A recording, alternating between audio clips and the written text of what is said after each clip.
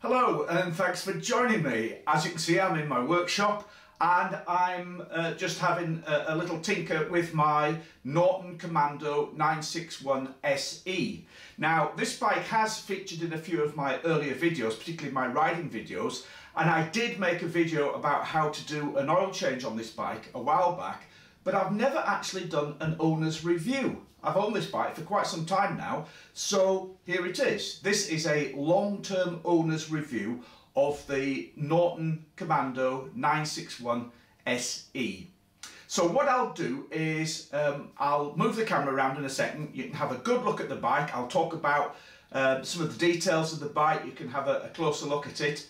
Then I'll fire the bike up and then you can see what it sounds like running, and then I'll take it out for a ride, and whilst I'm out riding, let's have a talk about what it is like to ride and what it is like to own. Right, so here it is. This is my Norton Commando 961 SE, which of course is one of the first bikes to roll out of the Donnington Factory in the UK under Stuart Gardner, when the brand was revived under Stuart Gardner. So they initially made just 200 bikes, which was this SE model, and each of those bikes was numbered. So this is one of the original 200 bikes that came out of the factory. In fact, mine is bike number 123. I'm the third owner of this bike. It was first registered in 2011 and I bought it 5 years ago at the time of recording this video. So I bought it at the beginning of 2017. So I've owned the bike for quite a while now, so I had plenty of chance to really get a feel of what it's like to own and what it's like to ride. So let's have a closer look at the bike, and I'll talk about some of the details. So the engine is a 4-stroke parallel twin, and obviously it's copying the if I can call them, the original Norton Commandos. Stylistically, you can see it's got that same kind of shape to the engine, with that slightly forward canting cylinder on it. Although, if you compare one next to one of the older sort of Mark 1 or Mark II Commandos, you'll see that the engine is much chunkier. It's much bigger, even though it's air cooled and it doesn't have a water jacket around it. It's still much bigger and chunkier, a bit like the modern Triumphs actually. If I put my modern Triumph Bonneville, my Bonneville Scrambler, next to my T140, you can see that the T140 is more delicate and refined, and in my eyes actually aesthetically pleasing, more aesthetically pleasing engine. I think you've got a similar issue here with the Nortons. This modern one is a bit more chunky. However, I do feel very strongly that this bike and this engine is a thing of great beauty. I mean, one of the nicest things about this bike is it's a real pleasure to own. It looks marvelous just stood still like this. So anyway, it's a 4-stroke parallel twin. It's push rod actuated valves, and it's got hydraulic lifters on it, so that's fairly good in terms of maintenance. And it has a balancer shaft, unlike the old Nortons, so that does actually make it much smoother. I should say it's got 2 valves per cylinder.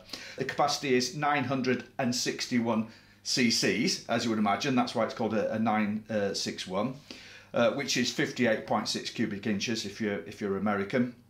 And the bore and stroke are 88 millimeters by 79. It's a long stroke engine. It's got a compression ratio of 10.1 to 1. And the crank is 270 degrees rather than the old traditional British 360 degree crank. That seems to be a trend. When Triumph started making the modern Bonnevilles, they started off with 360 cranks, and then they very quickly moved to the 270 cranks. And yeah, it's just a current trend, and I think it does make for a really nice exhaust note. I mean, that's one of the arguments that I've heard about why they do it. It just makes the exhaust note sound better. And when I start the bike up, you can form your own opinion on that, but I think it does sound lovely.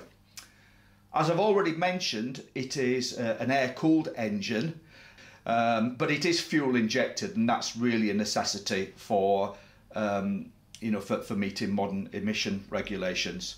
The engine is dry sump and it's oil in the frame, so there is a oil tank in the frame underneath the petrol tank there, and it's got electronic ignition.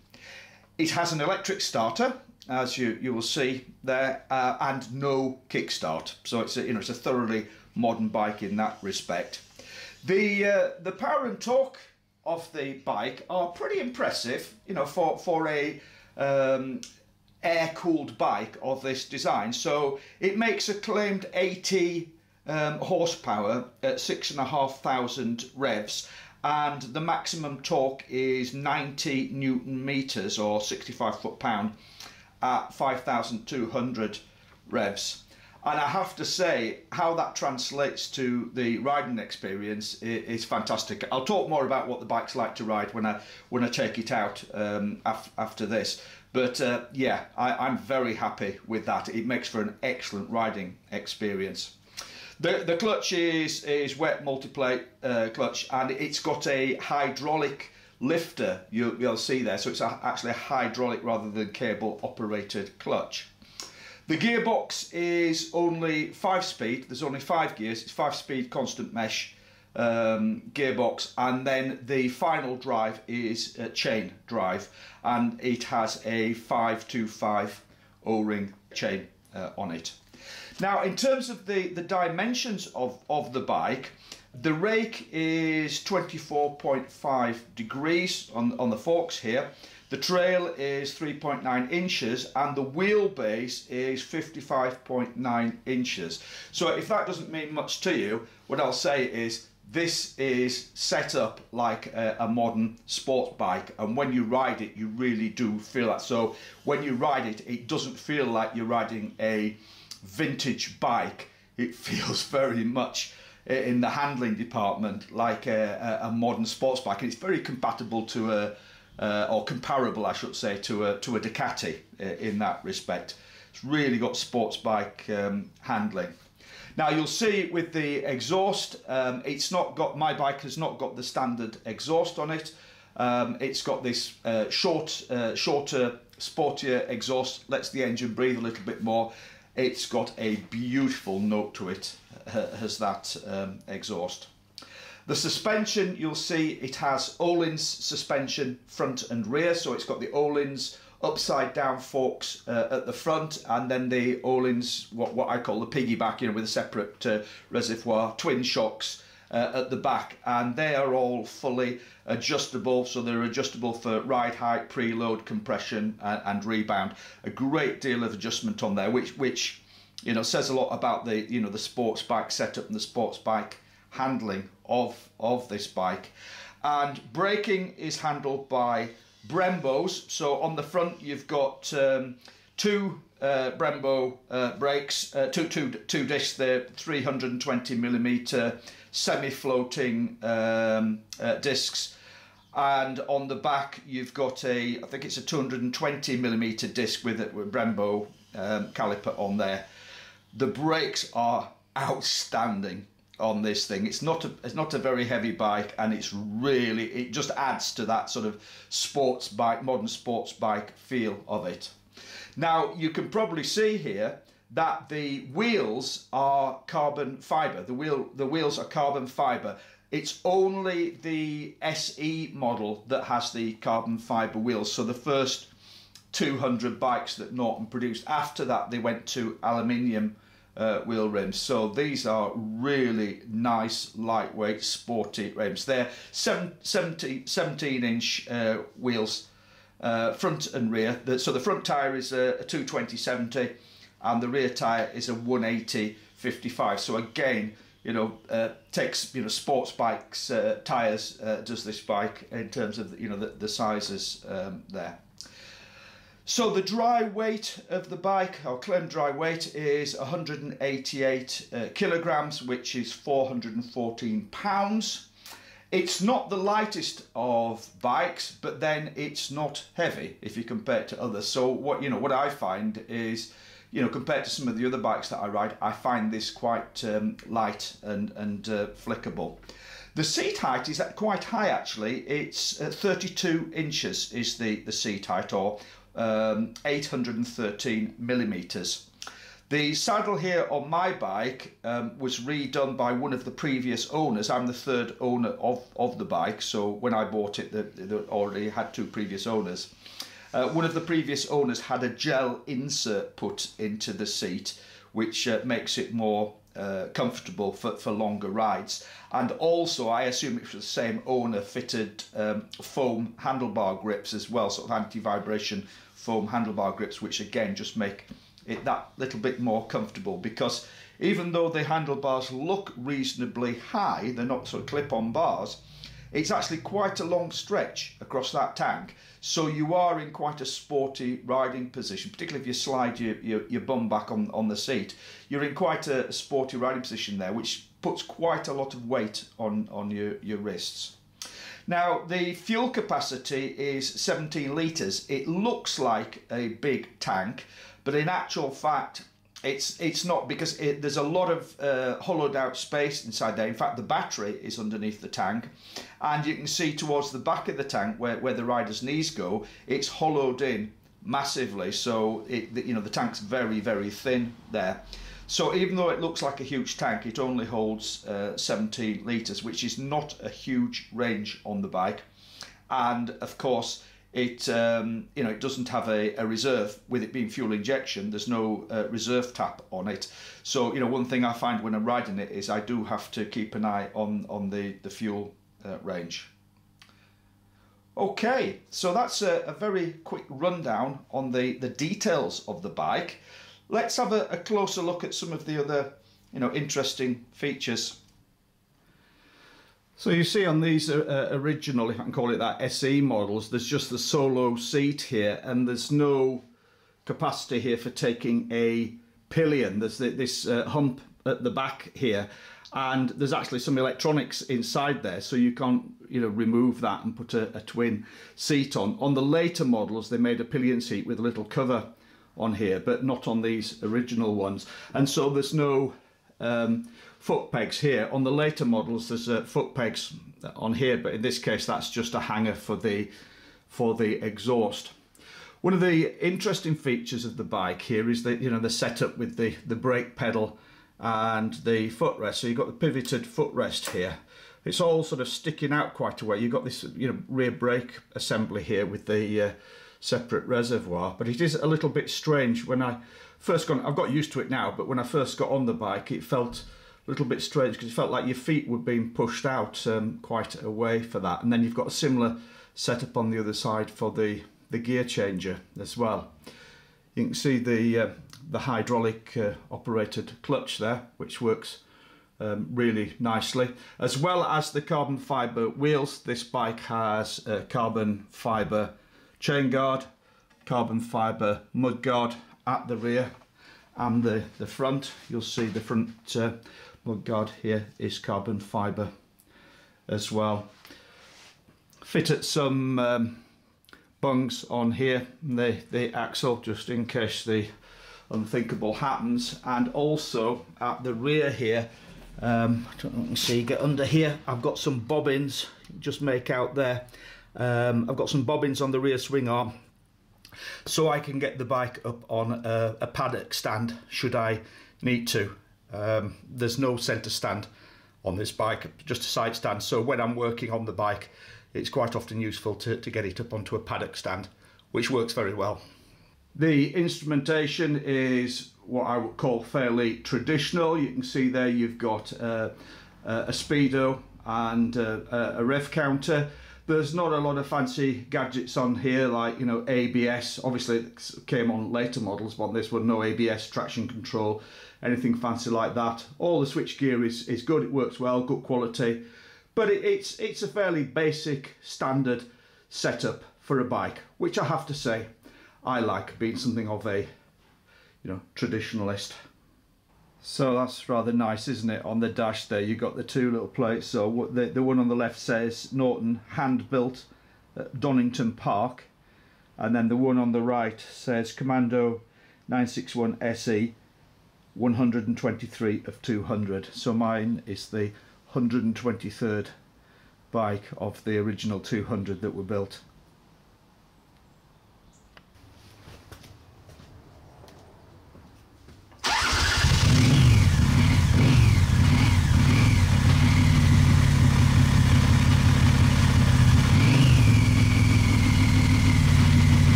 Right, so here we are out for a spin on the Norton.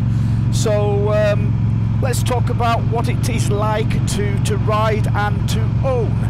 I'm just riding up from my home in Northumberland up into Cumbria to a little town called Alston, where there's a rather nice cafe that I enjoy visiting, and it's just the right distance ride away from my house. So riding position. Yeah, one thing that surprised me when I got the bike and I started riding it at first is, even though these handlebars aren't very low, it's quite a long stretch over the fuel tank. It's a long fuel tank. I'm not short, I'm 6'1", but even then I find with that long stretch I've got quite a lot of weight on my wrists. Now, I'm not used to that. Most of my other bikes are far more upright riding position. When I was younger, I used to ride sports bikes with much more sporty riding position than this. However, I'm getting a bit older now, so I do feel that weight on my wrists. Unless I open the bike up, because there's no fairing or screen on the bike. Once you open it up and you're doing a reasonable speed like this, the wind pressure on your chest takes the weight away. But riding around town, riding at low speeds, I definitely feel that I've got quite a lot of weight on my wrists. Also, my legs are tucked up quite high, so it is quite it's a fairly cramped riding position, I would say, even though it's quite a big bike. But it's a sporty riding position, that's what I'm trying to say. So it's quite a sporty riding position. But I've got used to it now. I've had the bike 5 years, I've been riding it quite a bit, and I like it, and I enjoy taking it out for a spin. It's built for exactly what I'm doing now, just going out for a quick blast on a nice day. You will notice that I've replaced the standard mirrors, the Mickey Mouse mirrors, with these little bar end mirrors. I just think that they're more sort of fitting, and yeah, they work fine. I can see fine in those.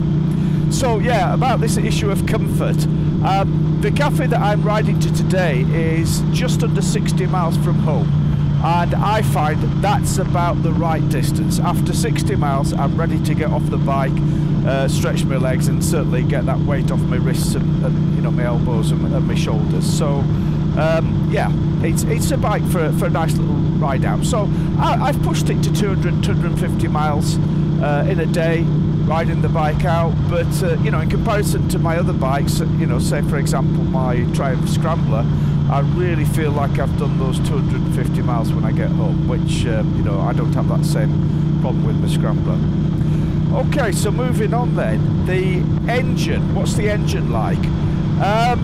Took me a little while to get used to it, actually, and it's interesting. I own a lot of different bikes. I have owned a lot of bikes over the years, and all of them, this is a bike which took me a little while to get used to riding, and there's a little more skill involved in riding and coaxing the maximum out of this engine, and the handling that I've found with other bikes.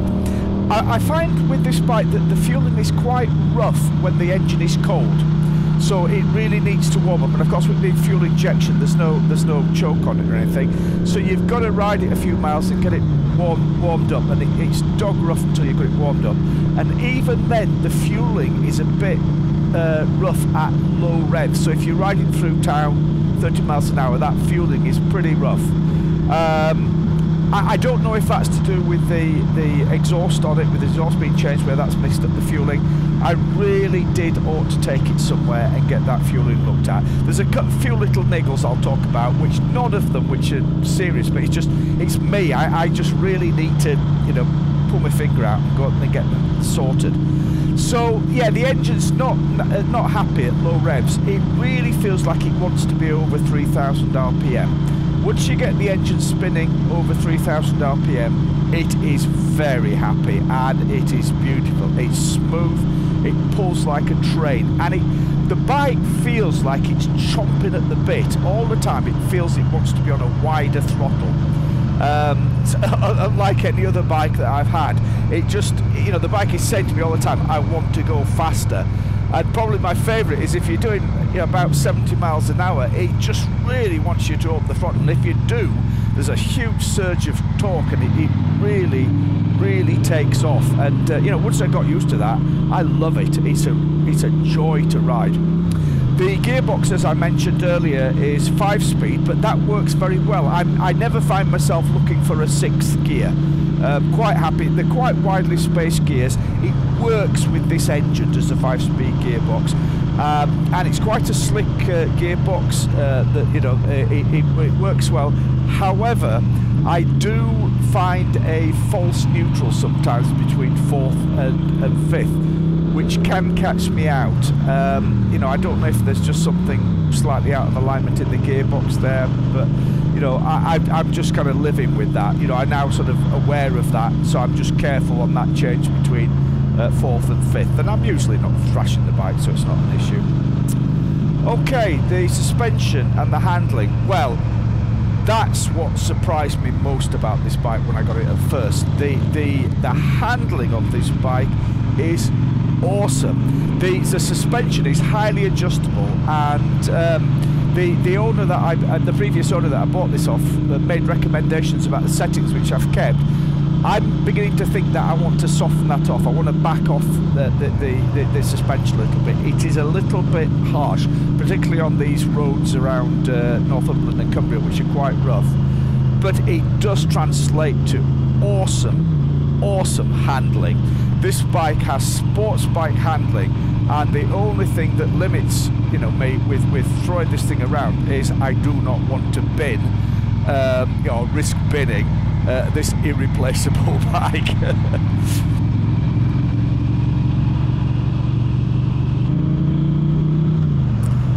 Okay, sorry, just switched the camera off there to gather my thoughts for a minute. So I've talked about the riding position, the comfort, the engine, the gearbox, the handling, the suspension is awesome. Linked with that, the brakes. The brakes, it's got these Brembo brakes on here. They work very well. I would say that this has probably got the best braking of any bike that I've ever owned, and you've got to be very careful with it because of course it doesn't have ABS. If I've got any complaint about the brakes, is they are a little bit wooden, and so I'm sometimes a little bit wary of them, particularly in the wet, if I'm riding in the wet, because they are so very powerful. I feel it could do with a little bit more feedback.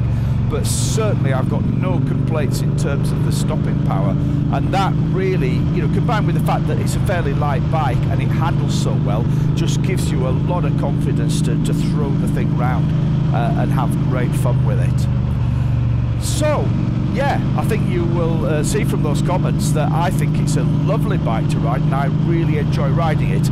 Not for long distances, it's not a bike for touring or going long distances, but as a bike to take out on a nice day like this, it's fantastic. What about problems with the bike? Niggles? Well, yeah, I've had a few, but they are just niggles. They're nothing serious. And again, I'm aware that there are fixes for these things. It's just I've never pulled my finger out and got them sorted. So I do have a problem with the neutral light sometimes, and also the fuel low warning light, you know, the fuel light, flashing on and off. Now apparently that's a well documented problem, and there's a relatively easy fix. I think putting a resistor in the circuit or something like that. I need to get those sorted, really do, because it's such a minor thing. I've already mentioned that I sometimes find a false neutral between 4th and 5th. I don't know, I maybe need to speak to somebody about that and see whether it's worth having the gearbox looked at. And the other thing I've already mentioned is about the low speed fueling is pretty rough. So, you know, maybe I need to get somebody to have a look at it and sort these things out for me. But the fact that I've owned the bike 5 years and I've not done anything about these things, I think is illustration of the fact that none of them distract from my enjoyment of riding the bike. None of them are such major issues that I just don't want to ride the bike. In fact, quite the opposite. I love taking this bike out, but you know, because of what it is, I try to just take it out in nice weather like this, and sometimes I get a bit frustrated when the weather's not so nice and I feel I want to take it out. Last year I took it out in February in the snow, and of course the roads were gritted. Here in the UK they grit the roads, salt the roads in winter, so I took it out for a ride in February in the snow, had a lovely day out, but you know, washed the bike within an inch of its life when I got home, because you know, the last thing I want is starting to get corrosion on it from that kind of thing. Okay, so I've covered everything that I can think of to talk about with the bike. So you know, if you're interested in these Norton Commando 961s, you know, I hope that's been an interesting and useful review for you. If there is anything that you want to know about and I've not covered, so for example, if you're considering buying one of these bikes, just drop a comment in the box below and I will try and answer your question. I do not purport to be an expert on these bikes at all. I'm just a very enthusiastic and happy owner of the bike, and yeah, if anybody's going to ask, no, I have absolutely no intention of selling this bike. It's a keeper. I absolutely love it. So, thank you very much for watching. If you're new to the channel, please hit the subscribe button. Lots of interesting videos coming up in the future. Have a look around what else I've already posted on here. And I'm off for my cup of coffee up at Alston. So, see you again soon. Ride safe. Bye.